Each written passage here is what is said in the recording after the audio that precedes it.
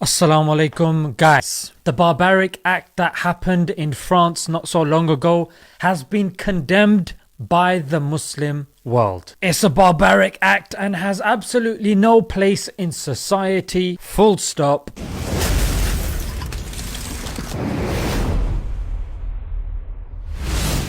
Alright guys, so I'm going to try keep this video as short as possible, and my two main themes that I want to discuss are this whole talk about freedom of speech and the freedom to insult people, and this whole notion of beheading, something that we are not used to seeing in the West, and the fact that now it's been linked with Islam and now Islam is under fire. Let's deal with these 2 points because let's face it, for the average individual, these are the only 2 points that really matter. So the first thing, the violence, beheading. Even when I saw it, I was like, what the hell is going on here, mate? And the fact that it's linked to Islam, naturally all the frustration is directed towards Islam. Islam is becoming the scapegoat, but hold on 1 minute. It seems that only Islam has the monopoly and the copyright over barbaric violence, but this is absolutely contrary from the truth. Let me give you a few examples. Number one, torture. But we tortured some folks. That's right, and Obama and other US leaders are Christians. The emails are part of how the president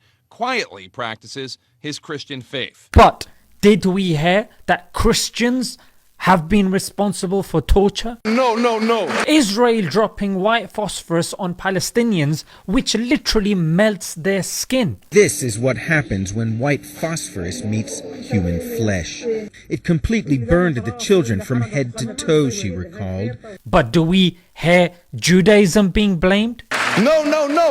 In India, there is mass raping and mob violence and killing just because certain people are eating beef. Do we hear Hinduism being blamed for this? No. In Myanmar, raping and burning alive of Muslims by Buddhists. But do we hear of Buddhism being blamed? No. Of course not. In none of these examples do we hear the religion or the adherents of the religion being blamed. Why? Because in all of these cases, they are state-backed, which means backed by the government. But when Muslims are vocal about these, it falls on deaf ears because it's the Muslim masses against governments. And when you look at Muslim governments, we're too busy being controlled because of oil. You've got loads of quotes here. Two main quotes is of Lord Crewe and the Foreign Office. And next we move on to freedom of speech. This is something which is constantly being mentioned by Macron. Nous défendrons la liberté que vous enseignez si bien. Parce qu'il apprenait à des élèves la liberté d'expression. If it was about freedom of speech, let's be real.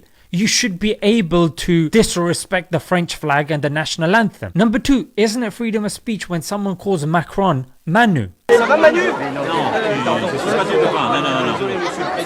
Number three, why isn't it freedom of expression to wear the niqab, the face veil, or the hijab in schools, or the burkini in the beaches? Number four, in 2005, the courts ruled against an anti-Christian advert. That wasn't against freedom of speech, was it? Number five, Charlie Hebdo, the same magazine that's under fire for the cartoons they've made against the Prophet. But in 2008, they fired someone for an anti-Jewish cartoon. And of course, number six, the Turkish Prime Minister called Macron mentally unwell.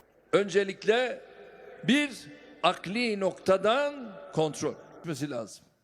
He was exercising his freedom of speech and he was kind of stating the facts, and Macron reacted by calling back their foreign diplomat. So that it seems like France isn't exercising absolute freedom of speech. And even academics, you won't get a single credible academic saying there is absolute freedom of speech. And Hamza Sources made a very good point, freedom to insult. If I'm giving a speech about progress and I start with saying, alright you mugs and nonces and douchebags, how you guys doing? How on earth?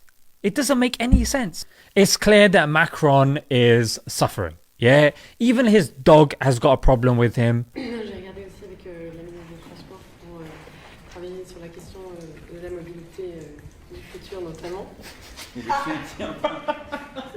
He's seen as the president of the rich. Est-ce que vous n'êtes pas, Monsieur le président des riches? Here he is telling somebody that's unemployed to cross the road and find a job. Maintenant, hôtel, café, restaurant, je traverse la rue, je vous en trouve, ils veulent simplement des gens qui sont prêts à travailler, avec les contraintes du métier.